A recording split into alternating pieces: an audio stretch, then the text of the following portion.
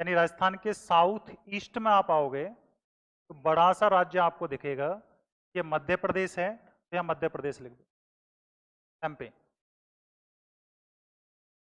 Madhya Pradesh. Capital बताओ इसकी। त्रिपुरा की, मणिपुर की। Very good. अब आप जैसे ही राजस्थान के साउथ वेस्ट में आओगे,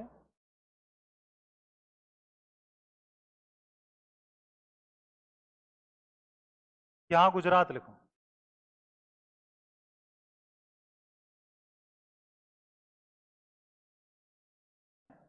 यानी राजस्थान बोर्ड के पे ध्यान दो, साउथ बोर्ड पे। ईस्ट, राजस्थान के दक्षिण में गुजरात माना जाएगा या मध्य प्रदेश माना जाएगा?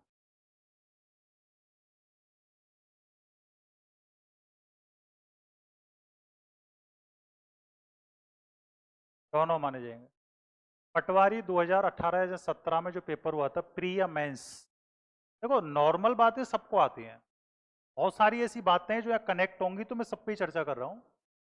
पटवारी में जब प्री और मेंस पेपर हुए थे उस समय ये प्रश्न पूछा था कि राजस्थान के दक्षिण में कौन सा राज्य है, पड़ोसी राज्य है। ऑप्शन में दोनों डाल दिए, गुजरात भी और मध्य प्रदेश।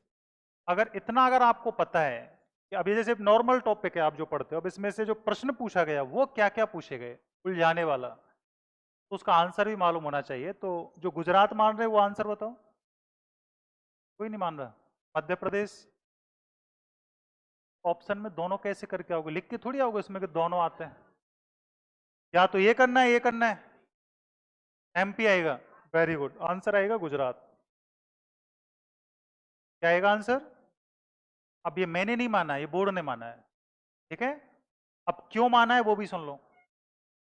आप पैमाने के आधार पे देखो, अगर आप पैमाना लगा के देखोगे तो ज्यादा दक्षिण में गुजरात आ रहा है या मध्य प्रदेश आ रहा है? गुजरात आ रहा है। 1022 और ये वाला 1600। 1022 है, 1022 है ना, वो 1262 है, 1600 है। उलझा मत करो, मैं उलझाने के लिए बोलता हूँ कई बार कुछ बातें। तो ये 1600 है, तो इसका मतलब ये है कि मैक्सिमम दक्षिण में कौन है? गुजरात। इस पे कोर्ट में रिट लगी थी प्रश्न पे, और कोर्ट ने भी जब आदेश दिया था वो पैमाने के आधार पे दिया था कि ज्यादा दक्षिण में कौन है? गुजरात है। तो भविष्य में भी अगर प्रश्न आए दक्षिण में या फिर दक्षिण पश्चिम में, दोनों में आंसर क्या देना है वो सामने आपको दिख रहा है, ठीक है। अब आपको बिल्कुल पैरेलल चलना है, इसके समानांतर ही, बिल्कुल वेस्टर्न बॉर्डर पे। और वेस्टर्न बॉर्डर पे आप चलोगे तो गुजरात के पश्चिम में ये जो आपको, सॉरी दक्षिण में जो दिख रहा है बड़ा सा स्टेट, महाराष्ट्र लिख दो। महाराष्ट्र। और अभी जो नई पैमाने के आधार पे जो गणना हुई है भारत की कोस्टल बाउंड्री की, वो गणना किस आधार पर हुई है देख लो आप इधर। पहले नियम क्या था कि यहां से आपकी कोस्टल बाउंड्री शुरू हो रही है कच्छ से, और आपको लास्ट अगर वेस्टर्न बॉर्डर देखना है इधर, तो आप लास्ट कहां तक आओगे? कन्याकुमारी तक। इसको हम पहले क्या करते थे, बिल्कुल सीधा लेते थे ऐसे, यहां से ऐसे माप लिया और इस लाइन की दूरी देख लीजिए कितनी है। लेकिन अब जो नया पैमाना आया है, नई गणना है, उसमें यह कहा है कि ये दूरी निकालना गलत है, क्योंकि आप परिधि को देखो, जिगजैग वाली स्थिति है, कभी अंदर जा रही है कभी बाहर की तरफ आ रही है। तो अब जो दूरी ली गई है वो गुजरात में आप अंदर की तरफ गए, फिर बाहर की तरफ आए, फिर अंदर की तरफ गए। ये तो मैं मोटा मोटा बता रहा हूं, आप यहां भी देखो, कोई हिस्सा बाहर की तरफ जा रहा है, कोई अंदर की तरफ। एक तो आपने दीवार को सीधे माप लिया, कहीं पर ये दीवार अंदर की तरफ आ रही है, कहीं ये बाहर की तरफ जा रही है, फिर अंदर की तरफ आ रही है। फिर अगर आप दूरी को मापोगे तो दूरी ज्यादा आएगी। यही कारण है कि अभी दूरी जो आपकी तटीय सीमा की लंबाई है 11,098.82 किलोमीटर हो गई है। तो पहले कितनी थी? 7,516.6 किलोमीटर। समझ में आ गया? ये मैं आगे चर्चा करूंगा। उसका आधार ये था कि ये पहले जो आपने मापी थी वो गलत है। अभी आप पूरा जो कोस्टल एरिया है कंप्लीट ही आप चेक करोगे। 1213 थी पहले ये गुजरात, अब 2400 के आसपास हो गई, डबल हो गई। चर्चा करेंगे इस पर आगे। आगे बढ़ो। महाराष्ट्र से आप नीचे की तरफ आओगे, एक छोटा सा राज्य दिखेगा, देखो आपको यहां पर ये रहा, गोवा लिखो आप इस पर। राजधानी बताओ। पणजी। कौन सी नदी के किनारे है? मांडवी। गोवा की एक और नदी बताओ मांडवी के अलावा। ये गोवा है, गुआरी नदी। आगे लिखो कर्नाटक, ये वाला। अब आप कर्नाटक से जैसे ही साउथ में आओगे, ये लगभग मिर्ची की शेप में जो आपको स्टेट दिख रहा है ये वाला, ये केरल है। तो यहाँ आप केरल लिख दो। तो आपने राजस्थान, पंजाब, हरियाणा, यूपी, एमपी, गुजरात, महाराष्ट्र, गोवा, कर्नाटक और केरल। अब यहां से यू टर्न लेना है आपको। यू टर्न लेके केरल के पड़ोस में आपको दिख रहा है तमिलनाडु, तो यहाँ तमिलनाडु लिखो। आपके मैप में पॉइंट बने हुए हैं कि ब्लैक पॉइंट? तो आप देखो तमिलनाडु में पॉइंट बना होगा यहाँ पर, तो ये तो इसकी कैपिटल है चेन्नई। और केरल में देखो यहाँ पर पॉइंट बना होगा दक्षिण की तरफ। तो मैंने कहा था सदर्न जो कैपिटल है इंडिया की सबसे दक्षिणी राजधानी, वो तो ये है। लेकिन स्टेट पूछेगा तो कौन सा है? तमिलनाडु, क्योंकि इसकी कैपिटल थोड़ा सा ऊपर है। समझ में आ गया? आगे चर्चा करेंगे। अब तमिलनाडु से ऊपर चलो आप, आंध्र प्रदेश, यहां लिखिए आंध्र प्रदेश। आंध्र प्रदेश, और आंध्र प्रदेश में से ही जो आपका राज्य बना था वो था तेलंगाना, 2 जून 2014 को। तो आंध्र प्रदेश के ऊपर तेलंगाना लिख दो। अच्छा, आंध्र प्रदेश के विभाजन से पूर्व यानी कि 2014 से पूर्व अगर हम सेंसस 2011 देखें तो जनगणना 2011 के आधार पे जनसंख्या की दृष्टि से राजस्थान का भारत में कौन सा स्थान था? अभी कौन सा? आप तो ये बताओ, वो छोड़ो 2011-14। हाँ, जनसंख्या की दृष्टि से पॉपुलेशन के आधार पे राजस्थान का भारत में कौन सा स्थान आता है? पॉपुलेशन में दूसरा आता है। 7वां 8वां, एक बताओ ना, दोनों कैसे बताओ? 7वां आता है कंफर्म अभी? 7वां, और पीछे अभी 7वां या 8वां?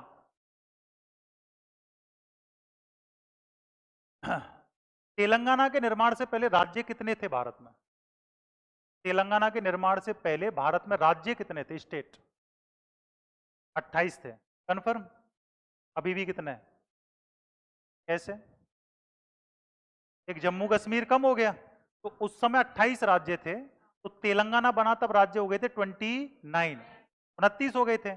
आपका पॉपुलेशन में स्थान था 7वां, और तेलंगाना बनने के बाद हो गया था 8वां। समझ में आ गया? फिर क्या हुआ? 31 अक्टूबर 2019 को जम्मू कश्मीर को विभाजित करके 2 केंद्र शासित प्रदेश बना दिए। तो अभी स्टेट तो 28 ही है, लेकिन आपका स्थान अभी 8वां ही है। कौन सा है? पहले कितना था? 7वां था। तो अभी कौन सा बताना है? तो किसके निर्माण के बाद हुआ है? तेलंगाना के निर्माण के बाद। आगे चलो, अब इससे हम आगे की तरफ चलते हैं। तो यहां पर जो आपको स्टेट दिख रहा है ये उड़ीसा है। फटाफट लिखो उड़ीसा। उड़ीसा से हम आगे की तरफ चलेंगे तो ये आपको वेस्ट बंगाल दिख रहा है, और आपको क्या करना है? पेन से पश्चिम बंगाल के बॉर्डर को अंडरलाइन करना है, जैसे मैंने किया ऊपर तक अंडरलाइन करना है इसके बॉर्डर को, और फिर छोड़ देना अंडरलाइन करके, और बीच में लिख लेना वेस्ट बंगाल। पश्चिम बंगाल को पश्चिम बंगाल क्यों कहते हैं? तो पूर्व में आता है। बांग्लादेश से पूरा पश्चिम बंगाल अलग अलग हुआ था? 2 बार हो, 2 पार्ट हो गए। ओके, मतलब आप ये कहना चाह रहे हो कि पहले बांग्लादेश का भाग था, अब उसके ये पश्चिम में है, उस बांग्लादेश इसी का भाग था, या ये बांग्लादेश का भाग था?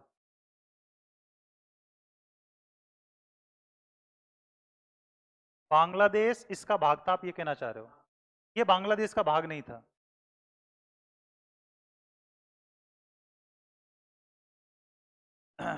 बांग्लादेश को पहले पूर्वी पाकिस्तान कहते थे, पहले तो ऐसे समझो। क्या कहते थे? पूर्वी पाकिस्तान, और ये वाला था पश्चिमी पाकिस्तान।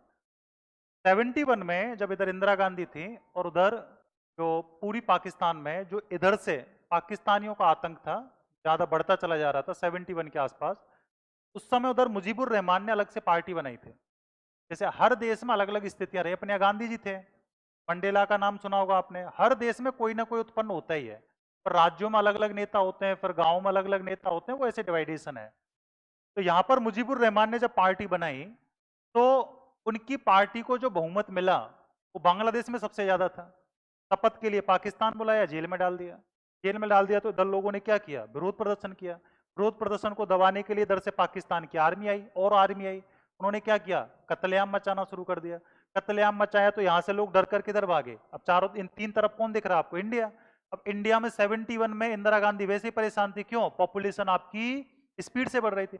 71 से 81 का दौर ही, डिकेडल ही तो मैक्सिमम ग्रोथ रेट वाला है इंडिया में। अब उस समय पॉपुलेशन बढ़ रही थी और इंदिरा गांधी को क्या करना था, कंट्रोल। 10 लाख लोग उधर से आ गए, इधर से, बांग्लादेश की तरफ से। अब क्या हुआ, एक तो उनकी नागरिकता नहीं, ठीक है, घुसपैठ कर रहे थे, लूट मार चल रही थी, तो इंदिरा गांधी हो गई परेशान। उसने यूएनओ को ये बात बताई। यूएनओ ने कहा कि भाई आपके पावर में ये एरिया आ रहा है, हम आपको सपोर्ट करते हैं, आप यहाँ पर शांति व्यवस्था स्थापित करो। उन्होंने शांति व्यवस्था स्थापित करवाई।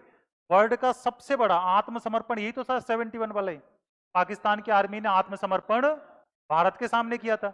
अब हुआ ये कि जैसे इधर से मुजीबुर रहमान को छोड़ा, तो हम चाहते तो बांग्लादेश का भी बनता ही नहीं। हम चाहते तो बांग्लादेश का पूरा एरिया इंडिया में मिला सकते थे, लेकिन इंदिरा गांधी को लगा कि अपना एरिया वैसे ही पहले बहुत बड़ा है और हमें नया एरिया चाहिए नहीं।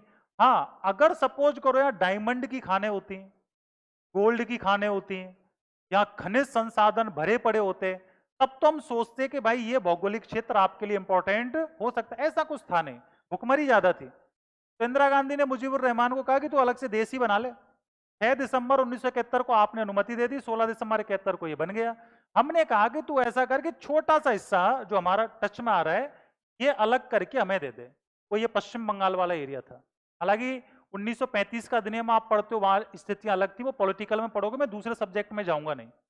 तो वहां पर क्या हुआ कि जैसे ये हिस्सा आपने बांग्लादेश से लिया है, तो बांग्लादेश के किधर है, ये पश्चिम में है, इसलिए इसका नाम पड़ा पश्चिम बंगाल। समझ में आ गया, तो इसलिए हम इसको पश्चिम बंगाल कह रहे हैं। इससे बांग्लादेश नहीं बना है, बांग्लादेश से ये बना है। समझ में आ गया, आगे चलो। पश्चिम बंगाल के सर के ऊपर एक छोटा सा राज्य दिख रहा होगा आपको, ये रहा, यहां सिक्किम लिख दो, सिक्किम। अब पश्चिम बंगाल के और पश्चिम में आओ आप, तो आप पश्चिम बंगाल के पश्चिम में आओगे तो यहां पर ये बिहार है।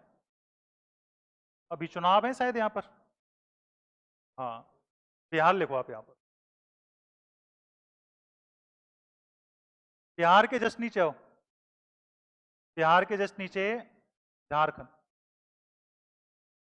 झारखंड लिखो। और एमपी से बना था 1 नवंबर 2000 को ये छत्तीसगढ़, और इसी डेट के बाद में राजस्थान भारत में क्षेत्रफल में सबसे बड़ा राज्य हो गया था। कौन सी डेट को, 1 नवंबर 2000। क्योंकि अभी एमपी का क्षेत्रफल है 9.37, राजस्थान का 10.41, तो यहां लिख दो आप छत्तीसगढ़। कैपिटल बताओ, रायपुर, छत्तीसगढ़ लिख दो। अब वापस पंजाब पे आओ, पंजाब पे पहुंचो फटाफट। अब आप पंजाब से जैसे आगे चलोगे, ये पंजाब है, और पंजाब के बिल्कुल ईस्ट में यहां हिमाचल प्रदेश है, हिमाचल प्रदेश, हिमाचल प्रदेश।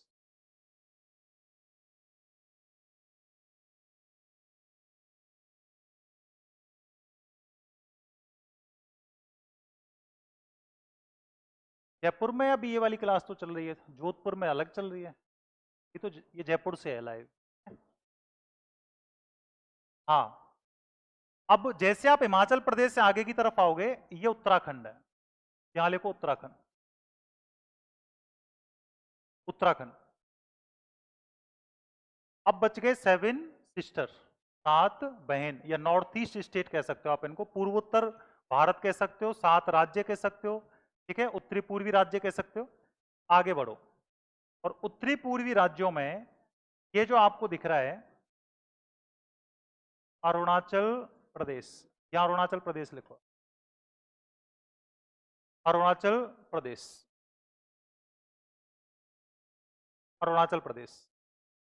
अरुणाचल प्रदेश से जैसे आप दक्षिण में आओगे, यहां जो आपको ये राज्य दिख रहा है, ये नागालैंड है, नागालैंड, नागालैंड। नागालैंड से नीचे आओ, मणिपुर, मणिपुर, देख लिया। मणिपुर भारत, मैप में नहीं देखना है, मेरी तरफ देखना है, ठीक है। मणिपुर भारत के कितने राज्यों से सीमा लगाता है, मैप में नहीं देखना है, मेरी तरफ देखो। फिर देखने लग गए, देखो इंडिया लिखा हुआ है छाती पे, मैप में नहीं देखना, मेरी तरफ देखो, दिमाग लगाओ और बताओ मणिपुर भारत के कितने राज्यों से सीमा लगाता है? दो। और सोच लो, दो। और सोच लो। मणिपुर भारत के कितने राज्यों से सीमा लगाता है? देखो सभी देख रहे हैं मैप में, फिर क्या मतलब रहा? मैं कोई बात पूछता हूं तो पहले से ही कसम दिलवा रखी है मैंने, ठीक है? हाँ, 3 से लगाता है। इसको ब्रेन स्टॉर्मिंग कहते हैं, जब माइंड पे प्रेशर पड़ता है। अब ढंग से देखो, 3 से लगाता है। मणिपुर के जस्ट ऊपर नागालैंड, मणिपुर के नीचे मिजोरम, और मणिपुर के पश्चिम में असम, और ईस्ट में म्यांमार है, तो वो तो एक देश है। कितनों को टच कर रहा है? अब तुम इसे नहीं भूलोगे कभी, ठीक है? मणिपुर से नीचे आओ आप, यहां पर मिजोरम लिखो, मिजोरम। कैपिटल बताओ। आइजोल। मिजोरम से जस्ट पहले त्रिपुरा है, त्रिपुरा, त्रिपुरा। कई बार ये होता है कि कुछ बातें अगर डिस्कस मोड पे डाल दी जाए तो बहुत आसान हो जाती हैं। मानवीय प्रवृत्ति सबसे चंचल मानी जाती है। मानव एकमात्र इस धरातल पे ऐसा, क्या कह सकते हो आप इसको, एक प्राणी कह सकते हो, एक प्रकार से एक संप्रदाय कह सकते हो, तो सबसे ज्यादा आलसी माना जाता है, और सबसे ज्यादा हार्ड वर्क भी यही माना जाता है। आगे जब आप सेंसस पढ़ोगे तो आप यहाँ पर कार्य सहभागिता दर अगर हम देखते हैं, राजस्थान की 43.6% के आसपास है, बहुत कम है। 15 से 64 वर्ष की एज को हम कार्य सहभागिता में शामिल करते हैं, कार्यशील जनसंख्या में शामिल करते हैं, ठीक है? वर्किंग एज पॉपुलेशन जिसको हम कहते हैं। लेकिन अगर इसी को यूज लेना हो, मानव को अगर आपको ढंग से यूज लेना हो, तो उसकी अलग अलग रणनीतियां होती हैं। अगर आपको किसी व्यक्ति से काम निकलवाना, जैसे सेकंड ग्रेड में एक टेलर का सिद्धांत पढ़ते हैं हम, वो मजदूरों से कार्य निकलवाने पर एक सिद्धांत है जिसने अंतरराष्ट्रीय स्तर पर सबसे बड़ा सिद्धांत माना जाता है। उसने कहा था मजदूरों से काम निकलवाना एक स्किल है, एक कौशल है। उसने कहा था कि इसमें वो जो संसाधन यूज कर रहे हैं, एक तो ये बदलो, एक जो सबसे ज्यादा है वो क्या, पैसा, कि ये व्यक्ति पैसे के लिए भाग रहा है। ओनली पैसा भी नहीं, सम्मान भी चाहिए उसको, संसाधन भी बदलने पड़ेंगे, ठीक है? वो अलग अलग चीजें बताई उसने, कार्य करने की शैली बताई, और याद रखना नोबेल पुरस्कार मिला इसी पर कि मजदूरों से काम आप कैसे निकलवा सकते हो। उतना ही टाइम है, 8 घंटे का टाइम ले रहे हो, एक व्यक्ति ने 8 घंटे में कितना काम निकलवाया, दूसरे व्यक्ति ने 8 घंटे में उससे भी कम काम निकलवाया। और आजकल क्या है कि हम ज्यादातर चीजों को कैसे देखते हैं कि हमें जो सामने दिख रहा है अपन वैसा ही करना चाहते हैं कि भाई पहले वाले ने ऐसा किया है। जैसे आपके पड़ोसी ने कोई घर बनवाया और आपको बहुत अच्छा लगा, और आपने सेम कॉपी कर दिया, आप 1% भी विचार नहीं करोगे कि इससे भी कुछ बेटर हो सकता है। अपन ये सोच रहे हैं इससे शानदार तो हम बना ही नहीं सकते, थोड़ा बहुत अपना डाउन ही रहेगा। लेकिन अगर हम ऐसे विचार कर लें कि भाई इससे बेटर बनाना है, तो हो सकता है आप उससे आगे निकल जाओ। यही तो होता है। अब कल दशहरा मना रहा है, पूरा देश दशहरा मना रहा है, इतने सारे रावणों ने मिलकर एक पुतले को जलाया है, और इतना खुश हो रहे हैं कि पता नहीं अब तो साहब पाप ही समाप्त हो गया धरातल से। हाँ सही बोला है मैंने, बहुत सारे रावणों ने मिलकर एक पुतले को जलाया है। मैं ये कहता हूं कि रावण में जितनी नॉलेज थी ना, आज के युग में किसी में है ही नहीं। बस नॉलेज के साथ साथ अहंकार था, ये थोड़ा गलत था। और रावण में जो खूबी थी, आज मैं गारंटी के साथ कह सकता हूं 0.1% लोगों में भी नहीं मिलेगी। कि किसी का अपहरण करके घर पे ले जाना और बिना अनुमति के टच भी नहीं करना। कल मैं किसी का ये इंटरव्यू सुन रहा था तो मुझे बड़ा शानदार लगा। आज के टाइम पे देखो 6 साल की बच्ची से रेप हो रहा है, 10 साल की बच्ची से रेप हो रहा है, तो आप लोग जला रहे हो रावण को और खुश हो रहे हो कि साहब हमने तो पाप का अंत ही कर दिया, जबकि सामने रावण ही रावण खड़े हैं। रावण का तो उनमें 0.1% भी नहीं है और लोग बड़े खुश हो रहे हैं। ये जो पर्व आते हैं, ये जो त्योहार आते हैं, ये इसलिए मनाए जाते हैं कि आप अपने अंदर कुछ चेंजमेंट करो, अपने अंदर कुछ बदलाव करो। और आज का जो टाइम है ना, वो दिखावे का है। दिखावा अगर सामने वाले ने बहुत शानदार कर दिया ना, मैं कह रहा हूं भीड़ इकट्ठा हो जाएगी। चाहे वो कोचिंग इंस्टीट्यूट हो, चाहे वो बिजनेस हो, चाहे वो एजुकेशन में हो, या और कोई प्लेटफॉर्म हो, सब में दिखावा चलता है। पॉलिटिक्स में तो चलता ही है, बाकी सब जगह दिखावा चलता है। जो बच्चा, जो व्यक्ति इस चीज को समझ गया कि भाई ये व्यक्ति मुझसे किस पर्पज से बात कर रहा है, इसका उद्देश्य क्या है, मेरा उद्देश्य क्या है, बस आप इतना सा समझ गए कि अगले का पर्पज क्या है, तो मैं गारंटी दे रहा हूं विद इन सेकेंड में आप समझ जाओगे कि इसका मेन उद्देश्य क्या है। और आपसे अगले को कोई लेना देना नहीं है, फिर भी सपोर्ट कर रहा है, ऐसे व्यक्ति है ही नहीं है, तो 0.5%, 0.10% इतने आप मान सकते हो। नहीं तो आज के टाइम पे तो वो कहते हैं ना कि घर में जो बिल्कुल खास रिलेटिव्स है ना, कोई उनको नहीं छोड़ रहा है। मरने के बाद भी अंगूठा लेते हैं पहले कि भाई जायदाद है थोड़ी सी, जलाने से पहले अंगूठा लगवा दो उस पर, क्या पता वो भी नहीं हो अपने नाम में। एक भाई अपनी तरफ खींच रहा है, दूसरा तो पूरा ये ब्रह्मांड उसी के पीछे भाग रहा है। अब बच्चे क्या इन चीजों को समझ नहीं पाते हैं। अब एजुकेशन में आजकल लोगों ने क्या कर दिया, इसको बिजनेस बना दिया, बड़े लेवल पे बना दिया। बिजनेस में उनको कुछ भी करना पड़े, सामने आके 2 घंटे भी भाषण देने पड़े, उन्हें कोई मतलब नहीं है तुम क्या कर रहे हो। अगर उनको अगले दिन फीस बढ़ानी है ना, जैसे मुझे फीस बढ़ानी है मंडे को, तो 3 दिन पहले मैं बच्चों को बढ़िया भाषण देके जाऊंगा, खाना पीना खिलाऊंगा, ठीक है, बड़ा आयोजन भी कर देंगे खाना पीना करने का, पर मंडे को पता लगेगा फीस बढ़ा दी 5,000। ये चलता है आजकल मार्केट के अंदर। और जो भाषण देके जा रहा है वो 12वीं पास है, उसको ये तक नहीं पता कि बीपीएड की फुल फॉर्म क्या होती है, बीएड की फुल फॉर्म क्या होती है, बीएड करते कहाँ से, बीपीएड कहाँ से करते हैं। और फिर उसने कुछ मजदूर पाल रखे हैं। मजदूर ऐसे हैं कि उनको अगर पेपर रात को दे दिया जाए कि पेपर पढ़, सुबह तो ये पेपर दे के आना, तब भी फेल हो गए। रियलिटी है, मैं ये मार्केट की रियलिटी बता रहा हूं आपको। 12वीं पास लोग एमपीएड को पढ़ा रहे हैं, बीपीएड वालों को पढ़ा रहे हैं। ये चल रहा है मार्केट के अंदर। इसको बच्चे के आजकल समझ ही नहीं पाते हैं। बच्चों को चाहिए बढ़िया भाषण, ठीक ठाक व्यवस्थाएं हो। मैंने क्या कहा था फर्स्ट डे आपको आते ही कि आपके पीटीआई के बैचों में छोटे छोटे परिवार बने होते हैं, बहुत सारे परिवार, और परिवारों में आपका मन लग जाता है। सामने कोई कुछ भी पढ़ा के चला जाए, आपको कोई फर्क नहीं पड़ेगा, लेकिन आपके अंदर भी 5% बच्चे पढ़ने वाले हैं, चाहते हैं कि सामने ये चीजें नहीं चले। जब मेरे पास बच्चे आते थे कि सर मैं हूं, ये मेरी सिस्टर है, अब ये पढ़ते हैं बैठते हैं क्लास में, सामने से इतने भद्दे भद्दे मजाक चल रहे हैं, सर हमें तो शर्म आती है, बताओ क्या करें। अब बेटा मैंने कहा मैं तो क्या कर सकता हूँ उसमें, बोल ही तो सकता हूँ 1 बार 2 बार, मैं भी एक टीचर हूँ, अन्य भी टीचर्स हैं। अब भद्दे मजाक का मेरे पास तो कोई समाधान है नहीं। उनको क्या चाहिए, व्यूज आ जाए।